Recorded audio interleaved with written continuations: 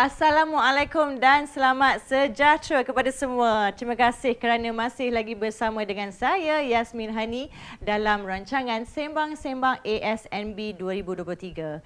Untuk maklumat penonton semua, episod ini merupakan episod terakhir Sembang-Sembang ASNB untuk musim 2023. Saya harap semua maklumat dan juga ilmu yang kami kongsikan menerusi program ini telah sedikit sebanyak membantu anda menguruskan kewangan dan juga pelaburan dengan lebih baik untuk menikmati kehidupan lebih selesa.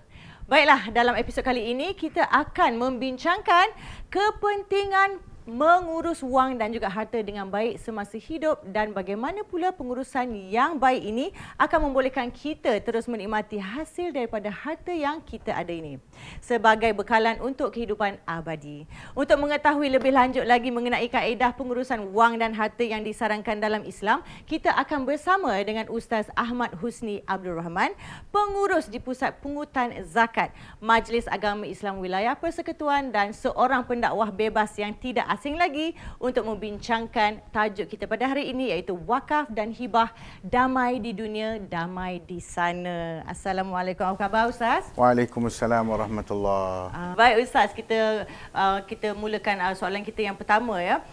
Apakah sebenarnya kepentingan mengumpul harta dalam Islam dan adakah kita ni digalakkan untuk mencari harta kekayaan ataupun hidup ni sekadar ala kadar je, asalkan ada makan minum je? Biasa-biasa je. Biasa-biasa je. Okey, Yasmin dan penonton yang dirahmati Allah SWT sekalian, pertama sekali konsep harta dalam Islam ni, Islam tidak memandang remeh ataupun tidak memandang harta tu hina. Itu nombor satu kena faham. Yang kedua, apabila kita mengumpul harta tidak bermaksud kita membuat sesuatu yang tidak baik ataupun sesuatu yang berkonotasi negatif. Sebab mengumpul harta ni dalam Islam, dengan harta kita boleh beribadah. Kita tengok sahabat-sahabat Nabi SAW dengan harta mereka berjihad, dengan harta mereka belanjakan untuk membangunkan agama, membangunkan umat Islam sendiri dalam dulu membebaskan hamba, memberi kestabilan kepada ekonomi. Ini tujuan kita mengumpul harta. Dan Nabi SAW pernah sebut dalam satu hadis, ni'mal malus salih biyadil abdis salih. Sebaik-baik harta yang soleh berada di tangan orang yang soleh. So tangan orang yang soleh ni bukan orang tu baik, keserban, tak. Tetapi kesolehan orang itu bergantung kepada ilmunya bagaimana dia nak mengurus harta. Sebab dalam Islam dia ajar kita ilmu pengurusan harta, bagaimana berekonomi. Dalam suratul Furqan Allah Subhanahu Wa Taala sebut walladzina idza anfaqu lam yusrifu wa lam yaqturu. Orang yang bila belanja dia tak terlalu boros dan dia tidak pula terlalu kikir. Maknanya tengah-tengah tu ada ekonomi. Sebab itu pengurusan harta dalam Islam sangat penting. Dan Nabi SAW pesan kepada Sa'ad bin Abi Waqqas, dia kata, wahai Sa'ad, waktu tu Sa'ad tengah sakit, Sa'ad kata, aku nak sedekahkan semua harta. Nabi kata, jangan. Nabi kata, Sa'ad, lebih baik kamu tinggalkan keluargamu dalam keadaan mereka kaya, yakni ada duit, daripada keadaan mereka itu miskin, hina dina, meminta-minta, dan juga papa, takut orang nak bagi, orang tak nak bagi.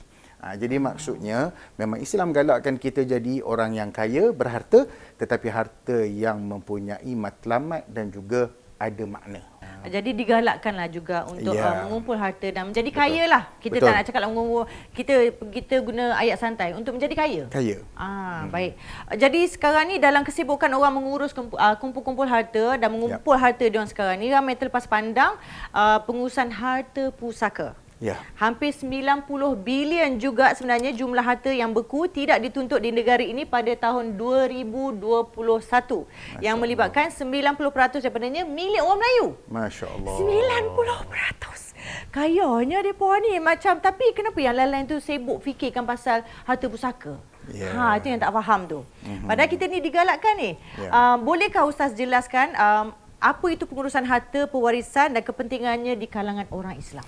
Baik, bila kita sebut tentang 90 bilion harta tak dituntut dan dipunyai oleh 90% orang Islam, orang Melayu, orang Islam lah kan. Ini bermaksud kita kurang literasi terhadap pengurusan harta dalam Islam.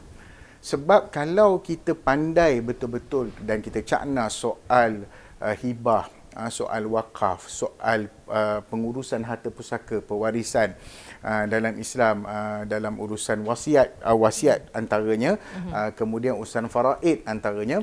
Kalau kita faham soal-soal ini, maka tidak akan berlakulah pengumpulan harta yang tidak dituntut. Kenapa harta tak dituntut? Orang tak tahu siapa waris.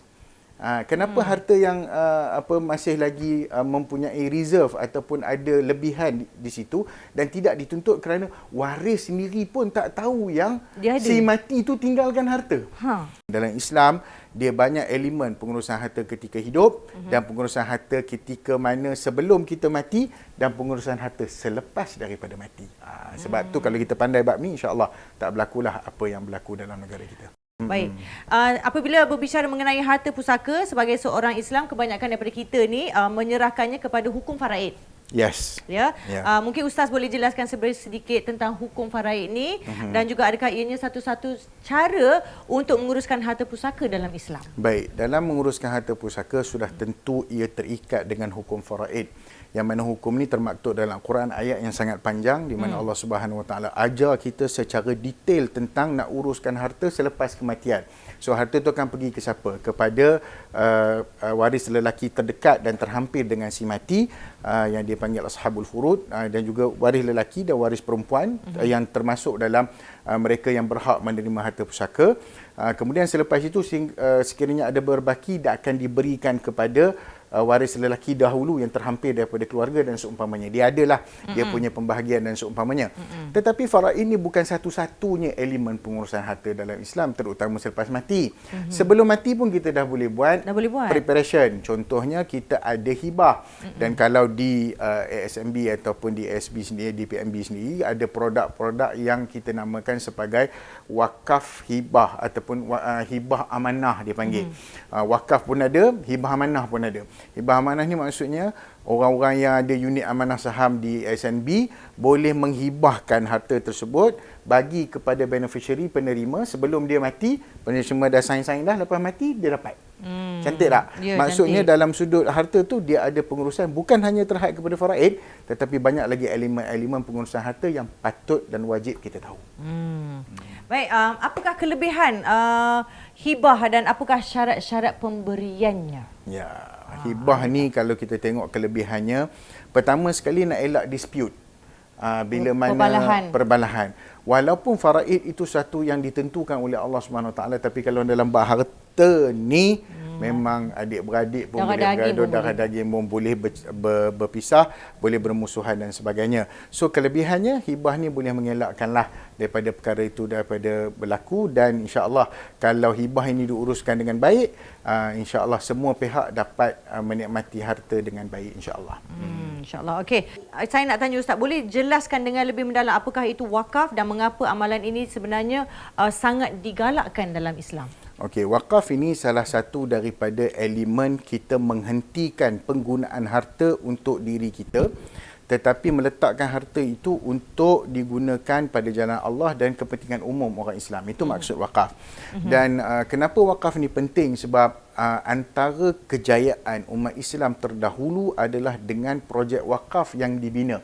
Kalau kita tengok kerajaan Turki Osmaniyah, ada satu wakaf yang sentiasa sampai hari ini menjadi kebanggaan dalam dunia Islam, atau wakaf tunai disebutkan dimulakan di dalam kerajaan Turki Osmaniyah. Maka itu adalah satu benda yang sangat hebat yang berlaku pada zaman kegemilangan sampai 600 tahun bertahan pemerintahan Turki Osmaniyah itu.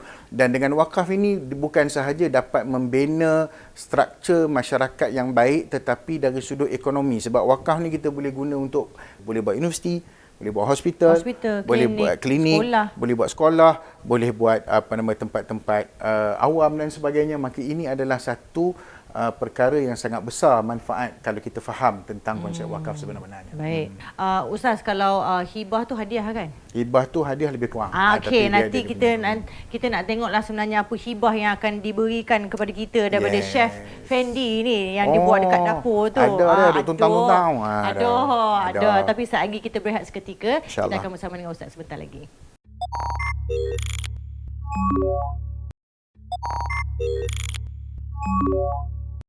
Ya, terima kasih Yasmin Hani. Dah sampai dekat saya ni, sembang-sembang masak lah kan. Alright. Dan menggunakan bajet RM15 saja, saya akan sediakan makanan untuk 3 orang. Dan kali ini menunya saya nak buat mi goreng mama. Selalu kita duk lepak mama. Ni mi goreng satu. Tak payah. dekat rumah yang kita buat. Bahan-bahan dia kita kenalkan sikit. Kita ada kat sini mi kuning yang telah dicuci bersih-bersih. Lepas tu kita ada juga isi ayam. Isi ayam yang telah dipotong dadu-dadu, kicap pekat. Tu kicap pekat. Lepas tu kita ada sedikit sos tiram, cili kisar. Ni dia. Bawang besar telah dikisar, bawang putih telah dikisar. Telur 3 biji. Ni dia bawang goreng. Nak buat mi goreng mamak kena ada kacang yang telah dikisar. Ya, dan juga ni dia udang kering yang telah dikisar. Dan bahan-bahan ni, sayur-sayuran ni kita boleh tambahkan juga sedikit macam tauge, cili muda, tomato, dan kita boleh tambahkan juga ni dia bola ikan dan juga tahu kering. Baik, nyalakan api.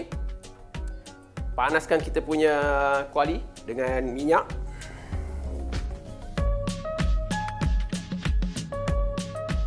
Okey, panaskan kita punya minyak dan kita akan masukkan ni dia. Saya punya cara untuk masak mi ni, kadang-kadang setengah orang dia akan masukkan bawang-bawang terlebih dahulu, tapi saya akan masukkan ayam terlebih dahulu. Sebab apa? Ayam ni dia akan keluarkan jus, lepas baru kita masukkan bahan-bahan yang lain supaya dia dapat rasa perasa ayam tu dekat mi tu nanti. Kan? Bismillahirrahmanirrahim.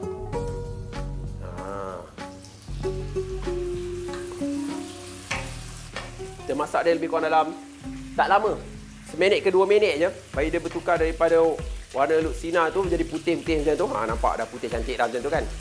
Sekejap je. Kita boleh masukkan bahan-bahan yang lain.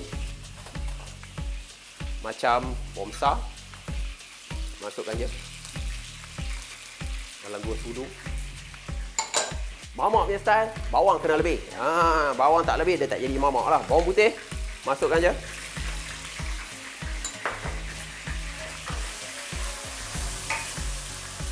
Daunkan bagi dia sebati. Dah naik bau cantik dah. Kita boleh masukkan ni dia. Paste cili ataupun cili kering yang telah dikisar. Baik kan. 5 sudu cukup. Tak ada. Memadai lah, memadai. Tapi mi goreng mamak ni dia tak apa pedas sangat. Takut nanti orang tak boleh nak makan. Dan saya akan tambahkan juga sedikit ni dia udang kering yang telah dikisar. Kurang dalam 1 sudu. Wangi, sedap, cantik. Lepas tu kalau kita nak masukkan kita punya berbola ikan pun boleh. Masa ni dah kita masukkan. Sebab apa? Dia ada rasa dia yang tersendiri. Dan saya suka juga untuk masukkan tomato, bagi dia ada rasa-rasa sedikit dia punya perasa di situ. Kan? Kalau tak nanti dia kosong. Baik. Cantik dah kat situ. Masukkan sedikit air. Cantik. Dia ada beberapa teknik. Setengah orang dia akan gunakan mi yang telah dicelur dengan air panas ataupun direbus sekejap, lepas tu dia masukkan kemudian. Yang ni saya akan masukkan mi terus. Nanti kita pecahkan telur untuk pekatkan dia. Masukkan je. 3 orang pekat. 3 orang makan cukup dah tu. Dan kita boleh tambahkan dengan sedikit garam dan juga serbuk perasa, ataupun kita pakai serbuk ayam lah. Kan? Sedikit garam.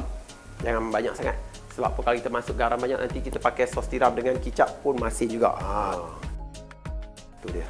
Garam sikit. Lepas tu masukkan serbuk ayam sikit. Jangan banyak sangat. Lebih kurang dalam 1 sudu dah memadai. Cantik. Kacaukan dia. Yang ni kena tengok ni. Dia mula nak kembang-kembang macam tu kan. Kita boleh masukkan ini dia. Telur. 1, 3 orang kan. 3 biji ya. 2, 3. Kacaukan dia. Nampak tak macam mi mamak lagi. Sebab apa? Sebab kita tak masukkan ni lagi. Ni kita ada kicap pekat, masuk je lebih kurang dalam 1 sudu. Sos tiram masukkan juga lebih kurang dalam 1 sudu. Supaya dia rasa lagi kat situ. Oh lama. Tu betul. Bodak kan dia. Tu dia. Nampak cantik. Warna pun menarik. Dan kita boleh tambahkan kacang tanah yang telah dikisar.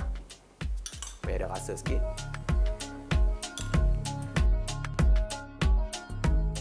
Dah kembang cantik dah macam tu. Boleh masukkan ni dia. Kita ada kat sini taugeh. Masukkan je. Tomato sikit.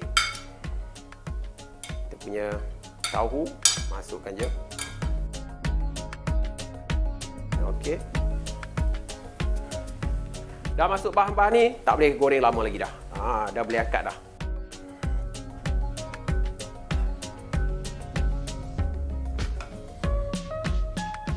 Letaklah dia punya tahu-tahu sikit kan.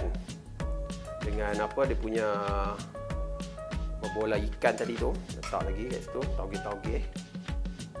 Ya, untuk seorang makan dah memadai. Dah pun siap dah mi goreng mama. Kejap je. Bajet RM15. Siap-siap 3 orang ke 5 orang boleh makan. Kita nak berehat seketika. Kita kembali selepas ni bersama dengan Yasmin, Hani dan juga tetamu kita.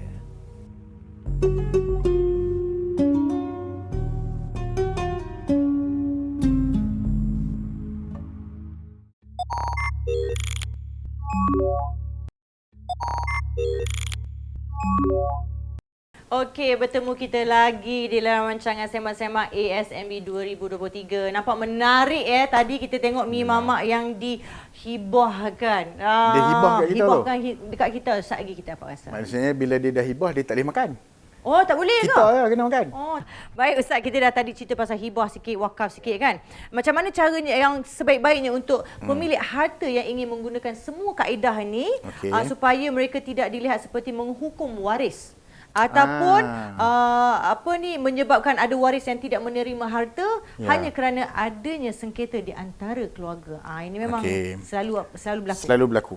Okey, yang pertama, kalau pergi kepada faraid, memang itu hukum Tuhan. So tak ada dakwa-dakwi, tak ada isu sengketa, tak ada isu favoritism, tak ada isu anak yang dikasihi paling sayang, tak ada.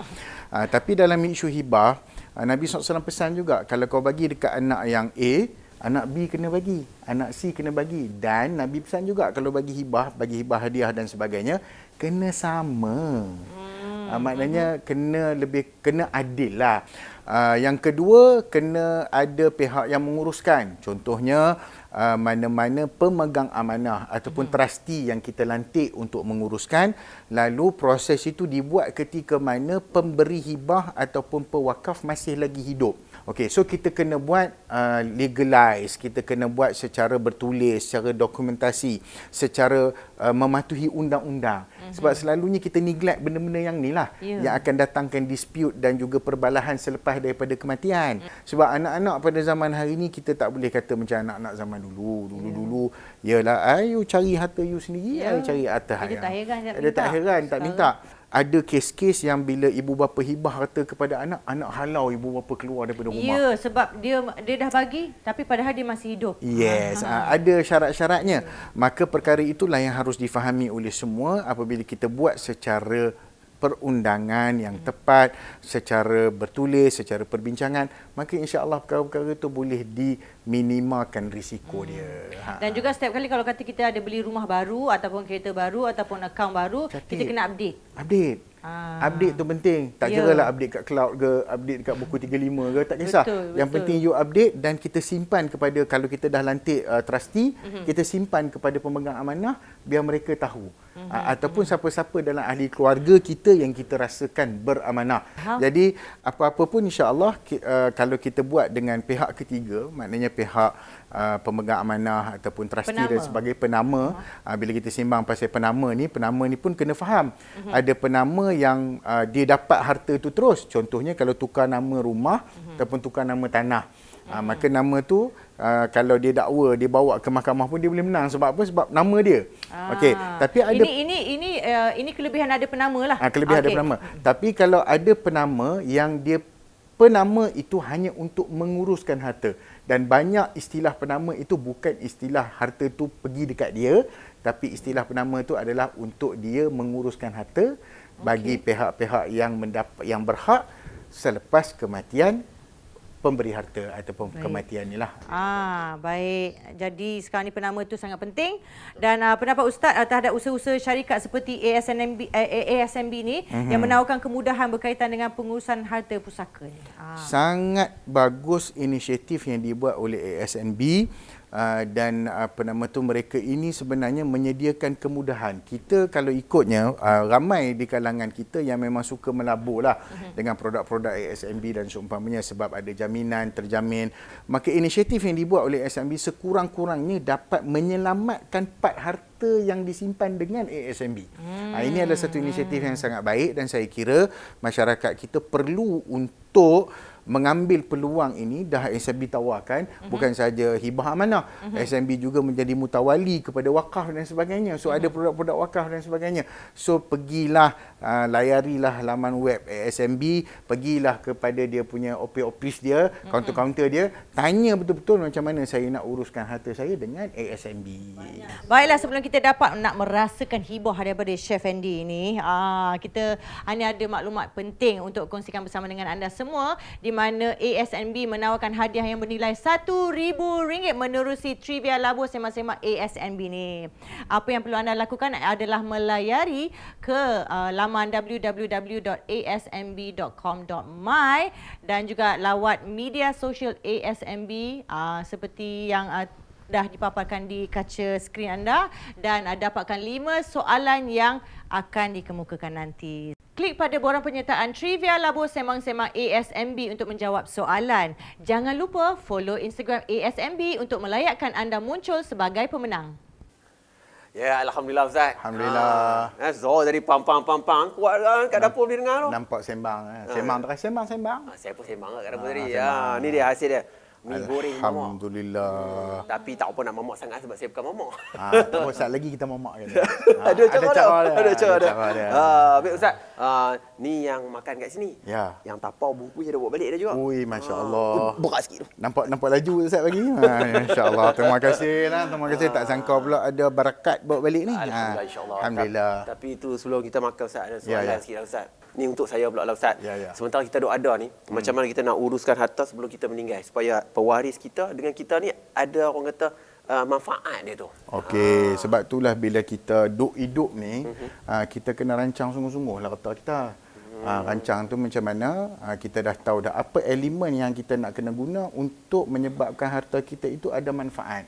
Pertama sekali, manfaat untuk diri kita. Biar kita mati tapi amalan kita masih berjalan. Tu kita boleh buat wakaf. Kan? Kita dah tak ada, kita dah mati. Betul. Tapi harta kita yang menyebabkan kita dapat pahala ataupun pencen kubur kita. Oh, insya-Allah. Yang tumpadu. Buat wakaf kan. Yang kedua, kita boleh buat hibah. Hibah ni maksudnya kita boleh menghadiahkan kepada sesiapa sahaja. Anak kita, orang yang kita kasihi, orang yang kita kenal dan sebagainya. Kita boleh buat hibah dengan peraturan-peraturan yang tertentu. Kita juga boleh buat macam-macam lah, antaranya perancangan untuk pengurusan harta pusaka dan lain-lain. Jadi kita pelepas siap lah. Lepas siap pun boleh, nak berlepas mati pun boleh, tapi ada cara. Ada cara cantik Ustaz, cantik. Terima kasih Fendi sebab sudi masak untuk kita selama hari ini. Duk ketung-ketang kat dalam dapur tu. Ya, 13 minggu. Juga terima kasih kepada ustaz kita pada hari ini, Ustaz Husni, atas perkongsian penuh ilmiah mengenai pentingnya mencari harta dalam Islam dan juga kaedah bagaimana supaya harta ini terus memberi manfaat bukan saja kepada waris tapi juga kepada kita semua sebagai pemilik walaupun selepas meninggal dunia. Jangan lupa tahu untuk terus melabur dan mengurus kewangan dengan lebih baik untuk menikmati kehidupan lebih selesa. Malahan ASNB menyediakan kemudahan My ASNB untuk memudahkan anda melabur secara konsisten setiap bulan untuk membina tabungan. Akhir kata, saya bagi pihak produksi memohon maaf jika ada sebarang salah dan juga silap. Kalau ada sumur di ladang, boleh saya menumpang mandi. Kalau ada umur yang panjang, insya-Allah sembang-sembang ASNB akan kembali lagi. Terima kasih kerana sudi menonton rancangan ini, Sembang-Sembang ASNB 2023. Jumpa lagi di lain masa. Assalamualaikum. Bye. Jemput makan. Jemput, mari kita.